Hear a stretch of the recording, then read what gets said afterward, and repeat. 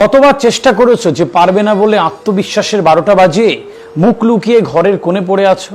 কোনো কিছু চিন্তা না করেই হুট করে বলে ফেলা কথাও জীবনে অনেক মানে রাখে। জেনে রেখো, you are the result of your thought. যেমন চিন্তা করবে ফলটাও তেমন পাবে। কতবার চেষ্টা করেছো যে পারবে না বলে নিজেকে হেরে যাওয়া দলে দাগিয়ে দিচ্ছ? হেরে যাওয়ার আগে, ছেড়ে যাওয়ার আগে একবার হার না মানার জেদ নিয়ে চেষ্টা তো করো। কেউ তোমার পাশে থাকুক বা না থাকুক, সৃষ্টিকর্তা সবসময় তোমার পাশে আছেন।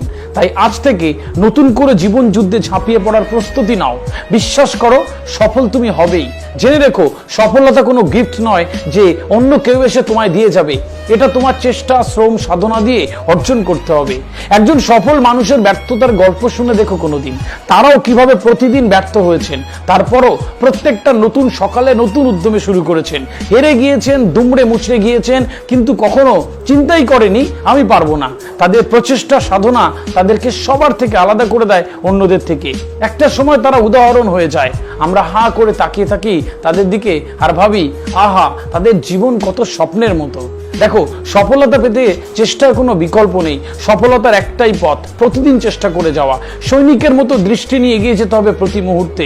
এর মাঝে বারবার পড়ে যাবে, হেরে যাবে, লোকে হাসবে, সমালোচনা করবে, পৃথিবীর সবাই তোমার উপর থেকে বিশ্বাস তুলে নেবে।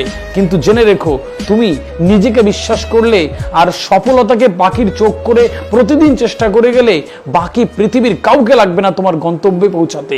এইটুক তুমি পারো। হ্যাঁ, বিশ্বাস করো, তুমি পারো। ভালো থেকো।